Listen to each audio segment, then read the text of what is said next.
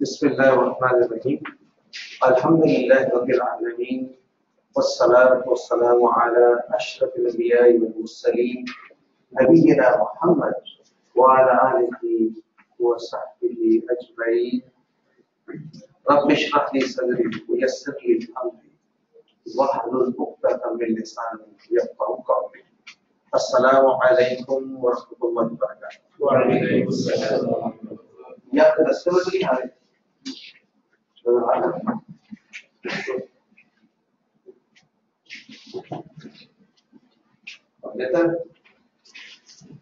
خوش آمدید آپ کو. پچھلے ہفتے کوئز تھا اس لیے لوگ آج کم ہو گئے ہیں، لیکن گھبرانے والی بات تو کوئی نہیں. آپ لوگوں نے بہت اچھا کیا ماشاءاللہ. یہ سامنے رزلٹ ہے، لیکن ہم چائے کے وقفے کے بعد جو ہے آپ سے ڈسکس کریں گے. تو میرے خیال سے الحمدللہ it is very good progress. یعنی زیادہ تر لوگوں نے سوائے 2 یا 3 کے تمام کے جو ہے نا وہ 80 ٹوٹل مارکس تھے، 70 آؤٹ آف 80 کے قریب آئے تقریباً سب کے، اور 100% بھی کافی لوگوں کے ماشاءاللہ. سو بہت اچھا رزلٹ ہے الحمدللہ. شعیب صاحب نے بتایا تھا رزلٹ بڑا اچھا ان کا ہے، جنہوں نے کوئز ہے they've done very well. لیکن ہم ڈسکس کریں گے آپ کی ٹیم میں انشاءاللہ. تو آئیے میں کریکٹ ہوں گا فائنل کوئز پہ انشاءاللہ. تو چلے آج شروع کرتے ہیں سبق. آج کے سبق بڑے ہی اہم ہے. عام اس طرح کہ پریکٹیکل لائف میں ہماری زندگی میں یہ بڑے کام آنے والے سبق ہیں. تو ہمارا جو اوور آل پرسپیکٹو کیا ہے کہ جو کچھ ہم لباس میں پڑھ رہے ہیں اس کو ہم سمجھ رہے ہیں، قرآن کریم کی آخر میں سے 6 سورتوں کو ہم سمجھ رہے ہیں، اور اتنا گرامر ہم سمجھ رہے ہیں کہ اس لحاظ سے ہم قرآن کریم کے 50% الفاظ ہم سمجھ جائیں گے اس کو سکین ہوتے تھا، اور ہمارا ایک رابطہ کنیکشن ہو جائے گا قرآن کریم کے ساتھ انشاءاللہ. اور ہمارا ارادہ یہ ہے کہ رمضان سے پہلے ہم QC2 بھی شروع کر دیں نیکسٹ لیول انشاءاللہ. تو آئیے آج کا لیسن نمبر 12 سورۃ الفلق، اور ہم کچھ گرامر پڑھیں گے انشاءاللہ. پچھلی بار ہم نے گرامر پڑھا تھا ماضی یعنی پاسٹ ٹینس، اس بار ہم پڑھیں گے پریزنٹ اینڈ فیوچر، یعنی اس کو کہتے ہیں مضارع، اور کچھ نکات ثانی. تو آئیے آج شروع کرتے ہیں آج کا سبق سورۃ الفلق. جب بھی ہم سورتوں کو پڑھتے ہیں یا قرآن کریم کو ہم پڑھنا چاہتے ہیں یا سمجھنا چاہتے ہیں تو ہم پہلے شروع کریں گے سننے سے. سب سے پہلے سنیں گے، اس کے بعد ہم اس کی خود تلاوت کریں گے، پھر ہم اس کا لفظ با لفظ ترجمہ سمجھیں گے، اس کے بعد اس کا رواں ترجمہ رننگ ٹرانسلیشن انشاءاللہ، اور سب سے آخر میں اس کا مفہوم اور اس میں سے کیا اسباق ملتے ہیں. مفہوم سے مطلب مراد سمجھتے ہیں نا کہ وہ سورہ ہم سے کیا ڈیمانڈ کر رہی ہے، یا اس کو پڑھنے یا سننے کے بعد مجھ پر کیا اثر پڑتا ہے. تو آج کا ٹارگیٹ ہے سورۃ الفلق. آئیے سنتے ہیں سورہ. بسم الله الرحمن الرحيم. قل أعوذ برب الفلق من شر ما خلق ومن شر غاسق إذا وقب ومن شر النفاثات في العقد ومن شر حاسد إذا حسد. آئیے تعارف. یہ جو قرآن کریم کی آخری 2 سورتیں ہیں سورۃ الفلق اور سورۃ الناس، ان کو ایک خاص نام سے یاد کیا جاتا ہے. ان کا ایک خاص نام ہے، اس کو کہتے ہیں معوذتین. ذرا بولے سر معوذتین، پھر سے معوذتین معوذتین. اچھا یہ معوذہ جو ہے یہ عین واو تھا نظر آ رہے ہیں روٹ لیٹرز، یہ اسی میں سے جو اعوذ تھا. اعوذ کا معنی تھا میں پناہ میں آتا ہوں، تو یہ پناہ میں آنا، میں پروٹیکشن میں آتا ہوں. تو یہ 2 صورتیں جو ہیں ان کے ذریعے سے ہم پناہ میں آتے ہیں اللہ کی، ان کے ذریعے سے ہم پروٹیکشن حاصل کرتے ہیں. تو یہ ہماری وہ 2 صورتیں جس سے ہم اگر ہم ان کو پڑھیں گے سمجھ کر تو ہم اللہ تعالیٰ کی پناہ میں آ جائیں گے، پروٹیکشن. تو اس لیے ان کو معوذتین کہا جاتا ہے. زندگی میں کیسے ہم لے کر آئیں گے؟ جیسے اللہ کے نبی محمد صلی اللہ علیہ وسلم اپنی زندگی میں استعمال کرتے تھے. وہ کیا کرتے تھے؟ ہر نماز کے بعد ان صورتوں کو ایک ایک مرتبہ پڑھتے تھے اور فجر اور مغرب کے بعد 3 مرتبہ. اس کے اگر ہم بھی ایسے ہی کریں گے انشاءاللہ تو ان صورتوں کا اثر ہماری زندگی میں پڑے گا. اور ایک اور حدیث جو ہے حضرت عائشہ رضی اللہ عنہا سے مروی ہے کہ رسول اللہ صلی اللہ علیہ وسلم جب بستر پر آرام فرماتے تھے تو اپنے دونوں ہاتھوں پر یہ سورہ پھونکتے تھے، پڑھ کر پھونکتے تھے اور پھر اپنا ہاتھوں کو جسم پر پھیر لیتے تھے. تو یہ طریقہ ہے زندگی میں لانے کے لیے. تعارف ہر قسم کے شر سے پناہ میں آنے کے لیے. ایک تو شر کا ڈیفینیشن ہم سیکھیں گے اس کورس میں کہ شر کس کو کہتے ہیں، اللہ کے نزدیک شر کیا ہے. اس دنیا میں کچھ چیزیں ایسی ہیں جو انسان کو شر محسوس نہ ہو لیکن اللہ کے نزدیک وہ شر ہے. ہم اس شرور کو سمجھیں گے اور یہ سورہ شرور کو شر سے بچنے کے لیے ہے. بالخصوص اس سورہ میں 3 شرور کا ذکر ہے: اندھیرا، جادو اور حسد، جس سے پتہ چلتا ہے کہ یہ 3 بہت بڑے شر ہیں. اور ہم میں سے کون ہے جو نہ بچنا چاہے؟ تو ہم اہتمام کے ساتھ ان صورتوں کو سمجھیں گے اور پڑھیں گے انشاءاللہ. آئیے اب ایک دفعہ ہم ان کو پڑھیں گے بھی. صحیح سن لیا تو میرے ساتھ پڑھے: قل اعوذ برب الفلق. اچھا اب لفظ بہ لفظ قل کا معنی کہہ دیجئے، یعنی کوئی یا کچھ شخص ہے نا قل، اس کا مطلب وہ کہہ رہا ہے آپ کو کہ آپ کہہ دیں. تو کون کس کو یہاں پہ کہہ رہا ہے؟ اللہ تعالیٰ کہہ رہے ہیں نبی محمد صلی اللہ علیہ وسلم کہ آپ کہہ دیجئے.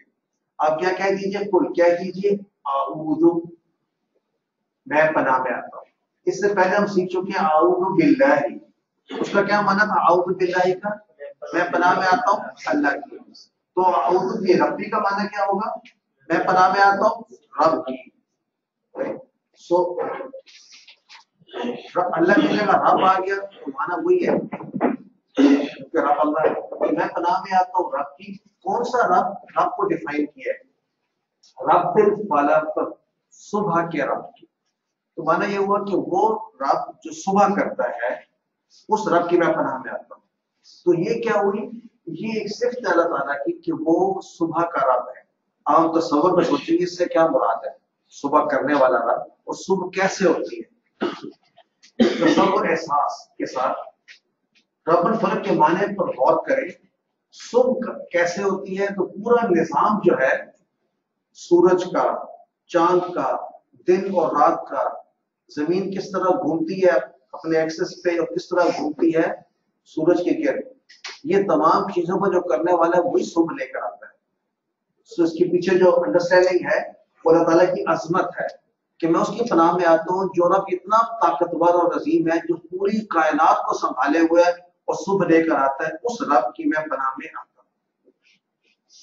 تصور احساس و دعا کے ساتھ سب پڑھیے: قل اعوذ برب الفلق. اچھا اب اس کو اسپیسیفائی کیا ہے میں پناہ میں تو آتا ہوں لیکن کس وجہ سے؟ مجھے کس چیز کا ڈر کا خوف ہے کہ میں پناہ میں آتا ہوں؟ تو وہ شر ہے. تو پہلے اس آیت میں من شر، شر سے، من کا معنی سے، فرام پہلے بھی پڑھ چکے ہیں. اور شر کس کو کہتے ہیں آئیے دیکھتے ہیں. شر سے آپ کے خیال میں شر کس کو کہتے ہیں؟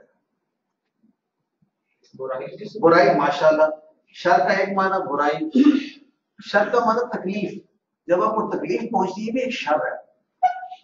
یہ شر کے 2 معنی ہو گئے. شر کا ایک تیسرا معنی بھی ہے. شر وہ ہے کہ جو کوئی بھی چیز ایسی جس سے تکلیف پہنچے یا برائی کی طرف لے کے جائے تو وہ بھی شر ہے، اگرچہ دیکھنے میں شر نہ لگتی ہو. دیکھنے میں ایک ٹی وی کی اسکرین جو ہے بڑی خوبصورت لگ سکتی ہے لیکن اس کا استعمال آپ کو اگر شر کی طرف لے کے جا رہا ہے تو وہ چیز بھی شر ہے. یہ بات سمجھنے والی ہے شر. تو من شر ہے جنرل کہ اے اللہ میں تیری پناہ میں آتا ہوں شر سے. کون سے شر؟ ما خلق. ما خلق، ماں کا معنی جو. اس سے پہلے ہم نے ماں پڑھا ہے؟ کہاں پڑھا تھا؟ نہیں. ماں نہیں کے معنی. Very good. سو ماں کے بہت سے معنی ہیں ایک معنی ہے جو، اور ما فی آپ پڑھ چکے ہیں میں، ما فی کا مطلب ہوگا نہیں ہے اس میں، یعنی فی اس میں نہیں ہے اس میں. تو اگر آپ نے صرف ما فی ہی سیکھ لینا اگر، تو اگر آپ عرب میں جائیں تو بول چال شروع کر سکتے ہیں. آپ دکاندار کے پاس جائیں، اسے کہیں کہ فی، یعنی یہ ہے تیرے پاس فی ہی دکان میں، وہ کہے گا ما فی نہیں ہے. ہم کیا سمجھے ہم سے معافی مانگ رہے ہیں؟ نہیں، ایسا نہیں ہے. وہ کہہ رہے ہیں ما فی میرے پاس نہیں ہے. ٹھیک، تو فی معافی، معافی کا مطلب نہیں ہے اس میں، اس دکان میں نہیں ہے میرے پاس معافی. من، ہم اس سے پہلے من بھی پڑھ چکے ہیں، من پڑھا تھا. من کا معنی تھا فرام سے. من کا معنی کس کو یاد ہے؟ کون. Very good. اچھا آئیے، ماں کے معنی بہت سارے ہیں. ایک ماں کا معنی ہے نہیں، ایک ماں کا معنی ہے کیا، اور ایک ماں کا معنی ہے جو. اچھا اب یہ تینوں یاد کرنے ہیں، تو کیسے یاد کریں گے؟ ایک طریقہ تو ایک رٹا لگا دیں، وہ بھول جائے گا. اس کا ایک آسان طریقہ یہ ہے کہ ایک ایک مثال سے یاد کر دیں. مثلا ماں اگر حد کے ساتھ آئے، یعنی جس طرح فی کے ساتھ مانا ہوگا نہیں، ماں فی ہی، ماں فی ہی میں ماں کا کیا مانا ہے؟ نہیں. اور اگر میں کہوں ماں دینو کا، کیا ہے تمہارا دین؟ قبر کا دوسرا سوال. پہلا سوال کیا ہے قبر کا؟ من ربو کا، کون ہے تیرا رب. ماں دینو کا، کیا ہے تیرا دین. تو ماں کا مانا کیا کیا. اور ماں اگر بیچ میں آ جائے، جس طرح یہاں پر آئے من شر ما خلق، تو مانا کو جو، یعنی اس چیز کے شر سے جو خلق اس نے پیدا کی. اور ماں اگر ماضی سے پہلے آ جائے، ماضی پڑھا تھا آپ نے یاد، فعلا پڑھا تھا نا، تو فعلا کا معنی اس نے کیا. ماں فعلا کا کیا معنی ہوگا؟ نہیں اس نے کیا. نہیں، اس میں ماں کے چار معنی ہیں. ماں کا معنی واٹ بھی ہو سکتا ہے، یعنی شروع میں اس طرح کے، دیکھیں یہ واٹ ایسے ہی ہے جیسے کہ من کا شروع میں، من کا معنی کون اور بیچ میں جو. یہاں ماں کا معنی شروع میں کیا اور بیچ میں جو. تو ایک یہ چیز یاد رکھیے، ماں کے یہ چار معنی. مشکل تو نہیں. چوتھا کیسے؟ چوتھا اس طرح مان لیا کہ ماضی سے پہلے جب آیا تب بھی معنی نہیں ہے، تو یہاں پر بھی نہیں کے معنی میں نے کس کے بعد ماضی نہیں ہے. یہ فی والے کون سے یاد ہے آپ کو؟ یہ فی، ان، الا، الا، یاد ہے آپ کو؟ یہ کیا تھے؟ یہ حرف تھے. جو بھی عربی میں کلمات آپ دیکھیں گے، یا وہ حرف ہوں گے یا جسم ہوں گے یا فعل. تو فعل، ماضی والے فعل سے پہلے اگر ماں آئے تو معنی نہیں کا، اور اگر حرف سے بھی پہلے ماں آئے تو ماں معنی نہیں. تو ماں کا معنی تو ایک ہی ہے، نہیں ہے، یو آر رائٹ، لیکن دو جگہ پہ استعمال ہوا. تو آپ یوں کہہ سکتے ہیں ماں کے تین معنی ہیں، لیکن استعمال جو ہے مختلف جگہوں پر. اور من کا معنی شروع میں آئے تو من ربو کا، بیچ میں آئے سمیع اللہ لمن حمدہ، سن لیا اللہ نے اس کی جس نے، یہ جو ہے حمد کرتا اس کی. تو بیچ میں ہے تو خلقہ، اس نے پیدا کیا. تو ہم ان شروع کی بات کر رہے ہیں کہ جو کائنات، جو مخلوق اللہ نے پیدا کی، اور وہ مخلوق جو شر کرتی ہے، اس شر سے میں پناہ میں آنا چاہتا ہوں. یہ ذہن میں رکھیے، اس کا ترجمہ یہ نہیں ہے کہ میں اس شر سے پناہ میں آنا چاہتا ہوں جو اللہ نے شر پیدا کیا. اس بات کو سمجھیں، اللہ نے مخلوق پیدا کی اور مخلوق کو شر کرتی ہے. ٹھیک ہے ڈفرنس. شر جو ہے وہ، یعنی وہ خالق ہے اس مخلوق کا جو شر کرتی ہے، تو میں پناہ میں آتا ہوں اس مخلوق کے شر سے جو اس نے پیدا کی. تو آئیے سوال کیا ہے؟ شر یعنی ان چیزوں کے جو اس نے پیدا کی، یعنی مخلوق کے شر سے. مثلا اللہ نے انسانوں کو اچھے کام کے لیے پیدا کیا، مگر بعض انسان شر پھیلاتے ہیں، تو ان کے شر سے میں پناہ میں آنا چاہتا ہوں. ہر قسم کا شر. اس طرح ساری جاندار بے جان چیزوں کا بھی شر ہوتا ہے، اس کے شر سے. بھائی تصور احساس اور دعا کے ساتھ پڑھیے، من شر ما خلق. تو اب تک ہم نے کیا پڑھا؟ ہم نے پڑھا کہ ہم کہہ دیجئے ان سے کہ میں پناہ میں آتا ہوں صبح کے رب کی، یعنی ایک صفت بیان کی ہے اس رب کی جو تمام کائنات کا ڈیزائنر ہے، بنانے والا ہے. اور میں کس طرح کس شر کی پناہ میں آتا ہوں؟ وہ تمام شرور جو اس کے مخلوق نے پیدا کیے، یعنی کلیکٹیو شر۔ اس کے بعد اب 3 اسپیسیفک شر کی ذکر ہو رہا ہے، کون سے؟ من اور شر سے کون سا؟ غاسق، اندھیرے کا شر۔ یہ اسپیسیفکلی ہم دعا مانگتے ہیں اللہ تعالیٰ سے کہ جو اندھیرے میں شر ہوتے ہیں اس سے میں پناہ میں آنا چاہتا ہوں۔ تو غاسقین کا معنی اندھیرا، اذا جب، اذا اور اذا میں پہلے کب پڑھا تھا؟ اذا جاء، تو اذا کا کیا معنی ہوتا تھا؟ جب، اور وقبہ کا معنی ہے وہ چھا جائے، وہ چھا جائے، یعنی پہلے جس طرح اندھیرا چھا جاتا ہے تو وقبہ اندھیرا چھا جائے۔ تو وقبہ کا معنی وہ چھا گیا ماضی میں، جیسے جاء کا معنی تھا وہ آیا ماضی میں، لیکن اذا جاء کا مطلب کیا تھا؟ جب آ جائے۔ تو اذا نے کیا کام کیا؟ ماضی کے معنی کو حال میں لے آیا۔ پھر سے دوبارہ وہ سب بتائیے، اذا کیا کرتا ہے؟ کس کو؟ ماضی کے معنی کو حال میں لے آتا ہے۔ اذا کیا کرتا ہے؟ حال میں لے آتا ہے، یعنی مانا تھا وقبہ کا وہ چھا گیا ماضی میں، تو اذا وقبہ کا کیا مانا ہو جائے گا؟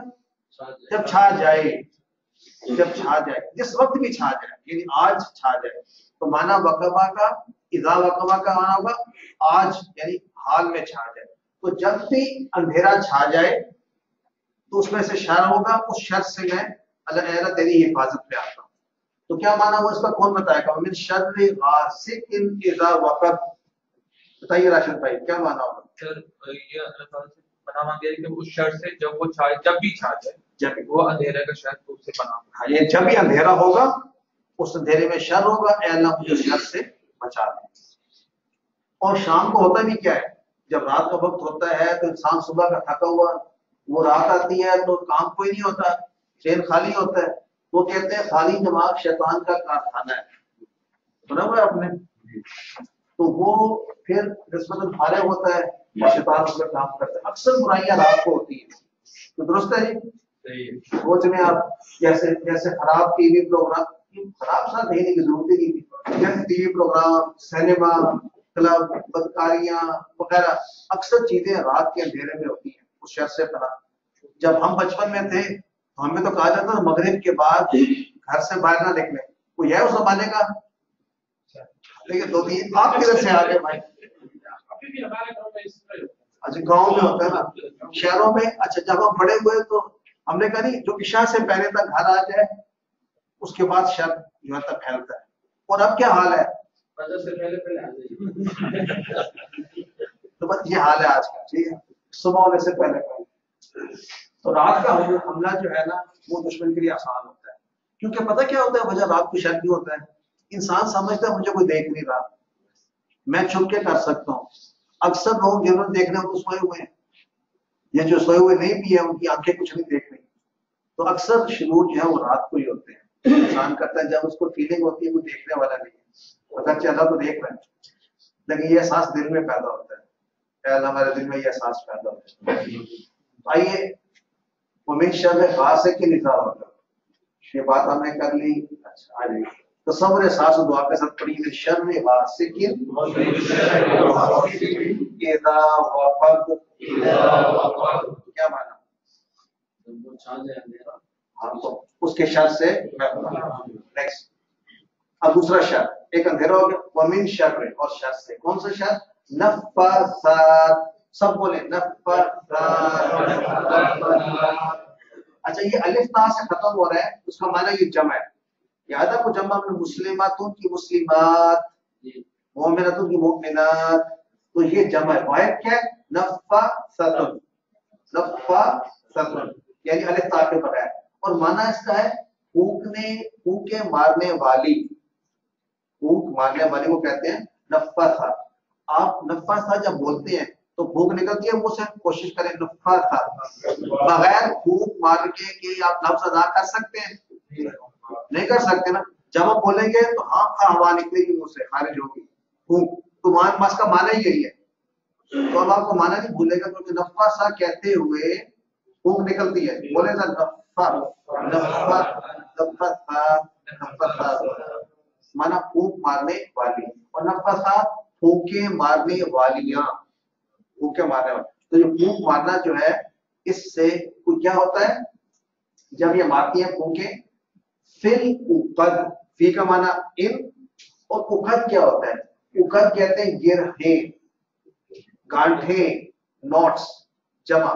واحد ہوتی ہے عقدۃ، عقدہ. کبھی لفظ عقدہ پڑھے آپ نے، سنے کبھی؟ عقدۃ النکاح. کون کون نکاح کی کاٹ میں شامل ہے؟